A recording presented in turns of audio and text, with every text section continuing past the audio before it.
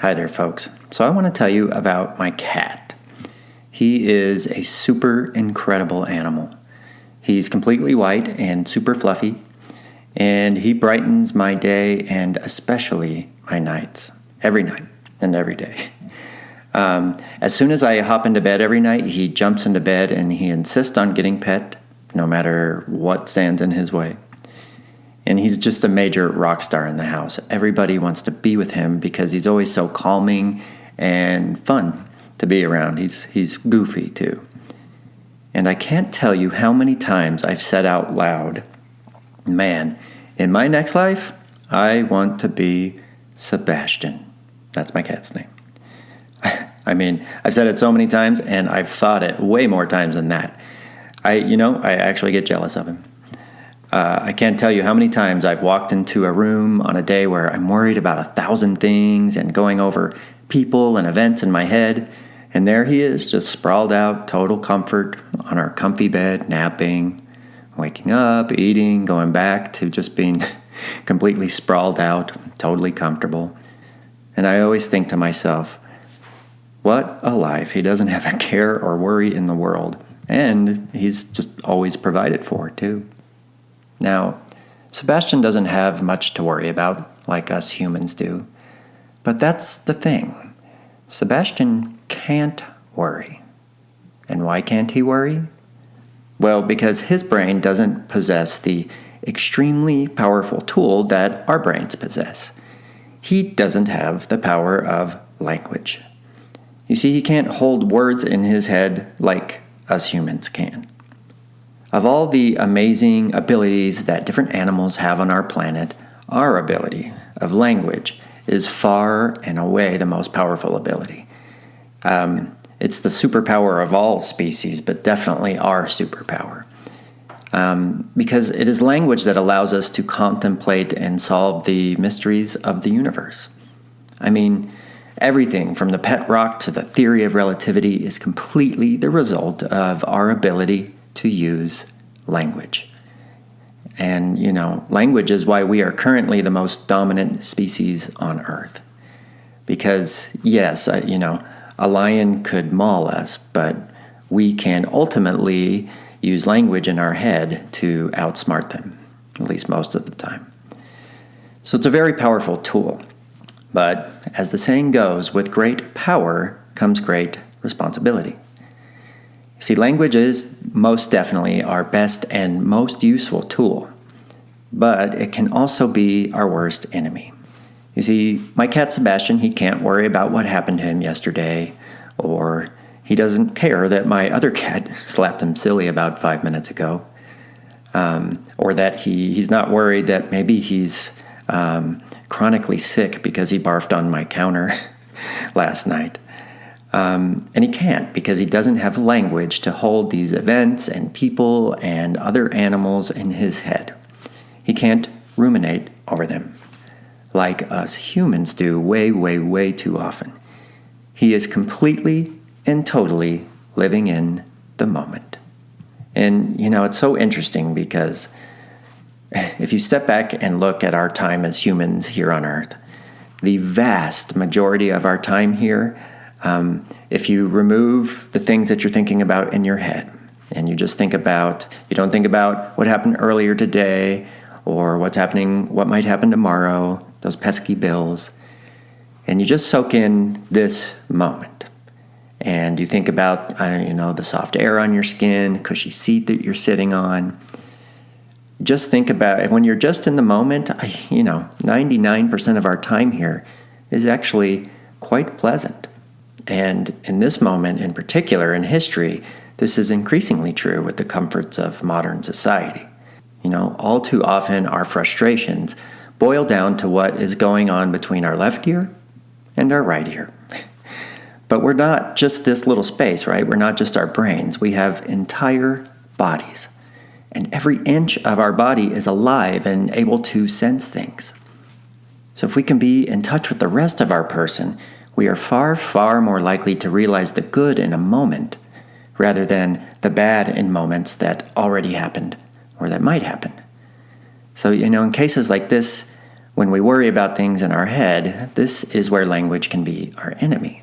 But in the same way that language in our head can be a bumpy path to misery, it can also help to be the solid foundation upon which a bridge to contentedness is built. And so, seeing as how this podcast is about parenting, today I'm here to tell you about how you can help build this bridge in your children from an early age, and how you can use language to help your child be more mindful. Now, I can hear some of you saying right now, well, isn't being mindful and meditating and all that stuff about quieting language? About calming the monkey and the chatter in your head? Yes, definitely it is. But it is also about being in touch with your surroundings and being in the moment as much as possible. And I'm telling you, the groundwork for this is done with ample and flowery language. In order to help your child be mindful, you must first make their mind full of language that allows them to identify and be fully acquainted with this incredible experience that we call life. So, can your kid be fully in the moment, as my cat Sebastian? No, probably not. Humans will never be quite in the moment like them. But the truth is, it's far, far better to be human. Because if we use our superpower in the right way, if we use language to get in touch with and fully realize our senses, then it becomes much easier to be in the moment instead of in our heads. By doing this, we can turn average moments into sumptuous moments. So, how can you ensure that your children are using their superpowers of language properly? That's what we're going to talk about today. Using language to be fully in touch with external and internal worlds. So keep tuning in because it's time to chat. Nobody really knows how to be a parent, do they? I mean, some of us are better at it than others, and we definitely have instincts that kick in, hopefully. But at the end of the day, there is just no manual, right? I remember when I had my first kid, I think I was 28, and the nurses and the doctors, they did what they do so well. We spent the night in the hospital, everything checked out, and then it was time to leave. And I remember thinking so vividly, wait a minute, you're just going to let me walk out of here with this human, this fragile baby? I mean, I had to go through rigorous testing and classes so I could drive a car, or I had to go to school for 6-7 years to become a language pathologist. But here I've made a person and nothing. Just, here you go. Good luck. You know, being a parent is it's the definition. It is the prime example of the word bittersweet.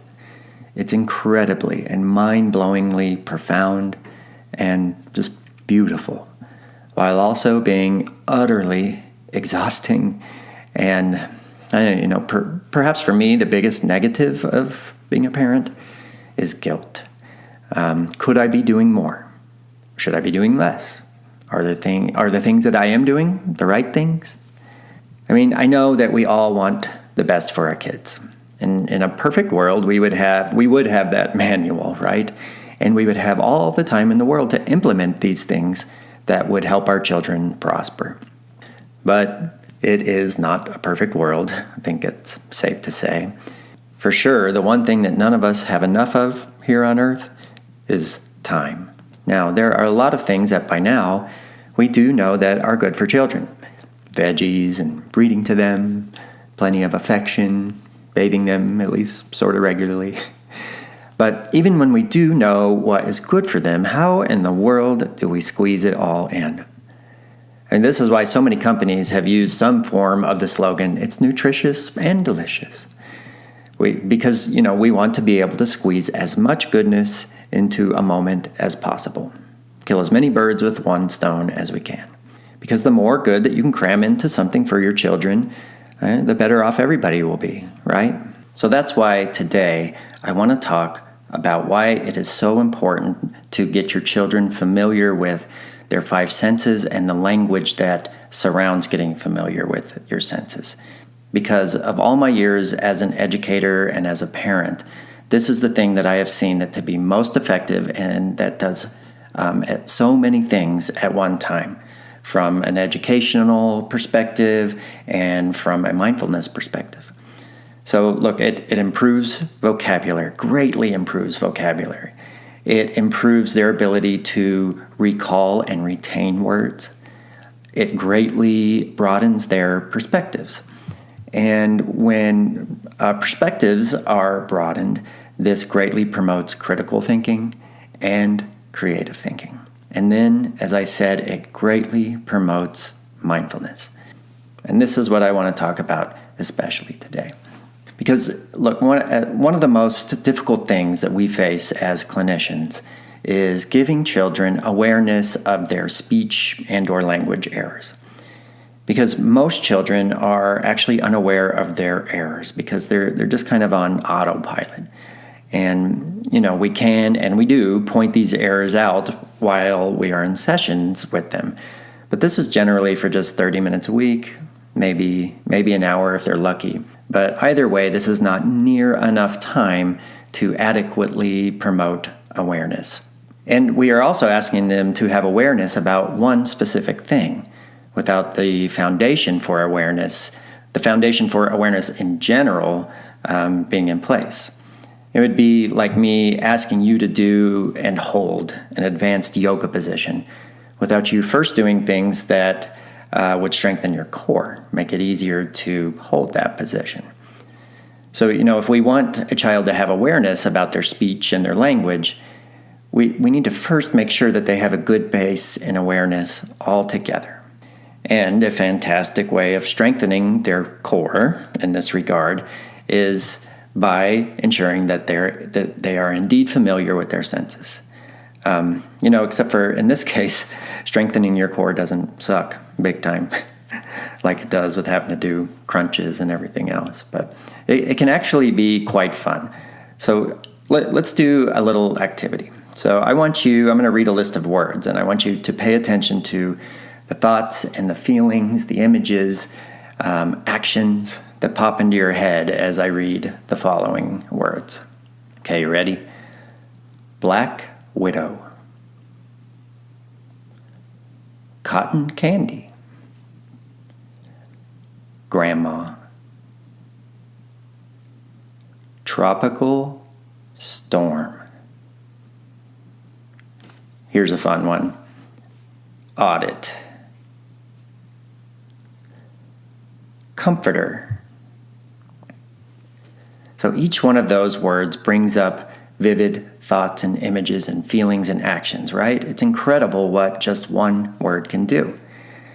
So words, or the combination of words, they are the constant reference points or anchors that all of us use all day to navigate through our days. Now, just like as when I was reading those words, we can hear words and that elicits meaning. They are reference points for telling us what to do. But in life, things actually, they have to go the other way too. So when we have an experience or feelings or see something that's out of the ordinary, we need to be able to assign words to those in order to properly process them. Humans need language to process through our emotions and events and things that happens to us. So look, we've all heard the phrase, I'm speechless, or I have no words. And we use this phrase, why do we use this phrase? Because whatever it is, whatever just happened, it's baffling. It's outside our realm of understanding, right? To us, it's undecipherable. We're shocked because we don't have words for it. Now, if we did have words for it, it might still mean that you would be angry or shocked or super duper happy, but you would at least know what it was that you were feeling. But when we don't have words for something, it's hard to process through it. The unnameable is the unknown, or, baffling at the very least. So this is how intertwined words are with our relationships with reality. We truly rely on words to process through life. Language is primarily just viewed as something that we use to communicate with others. And, obviously it's that. But really it is so much more than that. I want you to ask yourself, who do you communicate with more than anybody in your life? Is it your spouse, your mother, your best friend, your children? Well, if you think about it, the person that you communicate with the most is yourself. We use language in our heads all day long to propel ourselves through the day. And if you don't think that you're using language in your head all that much, try meditating for a minute or 30 seconds and completely clear your head of thoughts. It's very hard to do. We are always living in a world of language. That is why it's so important to give your children the gift of words, and why it's especially effective to do this using the framework of our senses.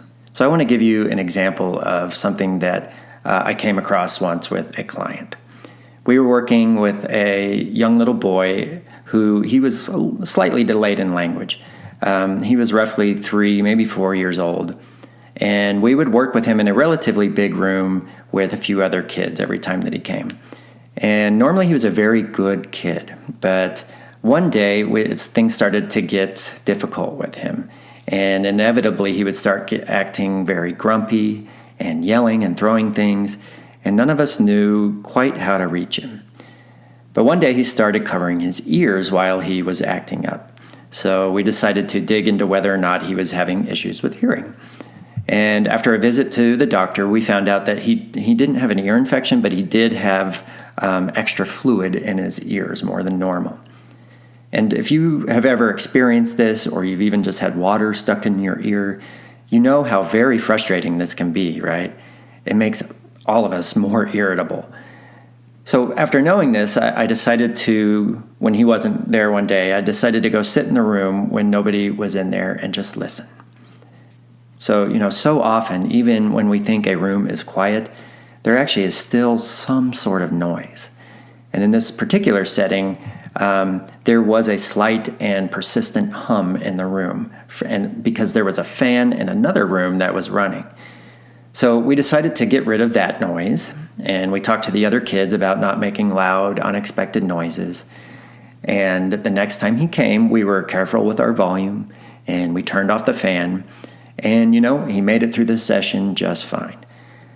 So really what it was the combination of this persistent hum and the fluid in his ears that was causing him to be irritated and frustrated. And, eventually the fluid in his ears was dealt with, and we kept being aware of these background noises, and we never had problems with him again.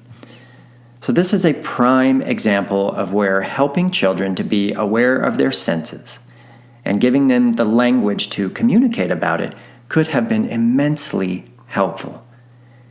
If he had been taught about the feeling of a muffled sound, or a dizzying feeling, or about the sounds of slight hums, the sound of a fan, how do you describe it?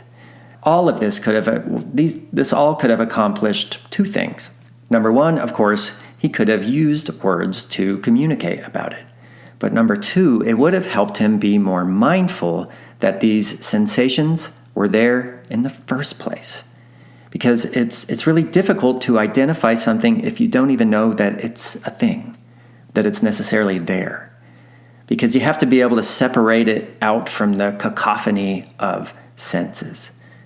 Sometimes it's all just jumbled together, and language helps us parse this out and identify things specifically. So if he'd had all these words that could pop up in his head when he sensed them, then he could have had a much easier time processing the world around him. Just like when you hear sirens, you know what it means now when you do. But if you've never been taught that these loud, piercing sounds come from a police car or an ambulance, it could just be a loud additional sound in your environment that would cause confusion and discomfort. But since you do know, you're able to identify it and calmly assess what you're supposed to do. Remember, words are your child's reference points that help them process through the day. You know the feeling of having a word stuck on the tip of your tongue? And you want to say something so bad, you know the word, but it just isn't coming out. And think about how frustrating this is. Now I want you to take this feeling and imagine it in your children if something happens to them, but they can't find the words to talk about it. to tell you how they feel. You know, we see this all the time, actually. When children are not able to answer questions or talk about how they feel, they end up acting out with physical or destructive behaviors because it is so frustrating. Now, on the other end, think of the feeling that you have when you finally do remember that word and you finally get it out. It's very freeing, isn't it? So giving your kids a sea of words from which to choose to express themselves and identify their environment will help them feel free their entire lives. So let's touch on just a couple more examples. Next time you're eating a meal with your child, ask them how the food tastes. Chances are you're going to get responses like good or bleh, gross, right? But remember, let's say it's good, hopefully. Look, a lot of things are good. Pizza and chocolate, they're both good, but they don't taste remotely the same. Ask them, how does it taste specifically? And then talk about what textures it has. So, one is sweet and smooth and delicate. The other is salty, cheesy, chewy. And if your children aren't already familiar with these tastes and these textures, start naming them. And it doesn't have to be only when you're eating. You can be in the grocery store. You pick up a pear. Pears are sweet. Sometimes they're sour. But if you are eating, ask them to savor the taste so they get to know it. When they savor the taste, it's helping them monitor why they like something. It's not just a blast of flavor. They are aware of what they enjoy and why they enjoy it. I highly doubt there's any parents out there that haven't had a kid spit something out and totally express their disgust when they're eating, right? But do you know why? Do you always know why? Do they know why? Maybe you'll find out that it's not the taste of something, that it's the texture. This is often the case. Another example, my brother, when he was very little, had sensory issues. And putting his socks and shoes on every day was a huge blowout. And we never quite knew why. We finally found out that it was the stitching at the end of the socks that was bothering him. But we went on for months not knowing why he hated putting his shoes on so much. Now, he finally ended up folding the part where the stitching of the sock is up over his foot and outside the top of his shoe. It looked pretty goofy. But the stitching bothered him so much he preferred to have things that way. It was at least better than what he was feeling. So, in his case, if he had good, flowery language, this could have helped him identify and communicate the issues that he was having. So many children have sensory issues that go unrecognized, and when this happens, it usually results in what are perceived to be bad behaviors for no reason. But there generally is a reason. So next time you're getting your child dressed, ask them how different things feel on their body. Think about texture and think about weight. The socks are soft, but is there any pokey parts? Are they thick? Are they heavy? If you're outside, what are you feeling? How does your skin feel? Is it hot? Is it humid? Is there a difference? Is there a slight breeze tickling the hair on your arms? So you can hopefully start to see here that discussing and being mindful of all your senses can help a child not only communicate about issues, but also identify the issues.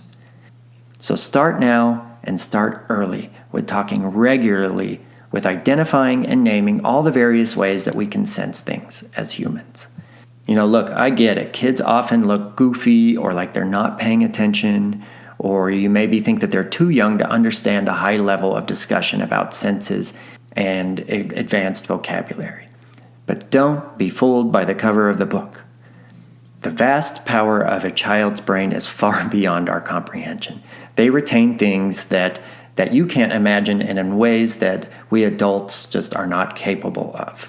So discussing your senses at length with your child starts them down this road of mindfulness.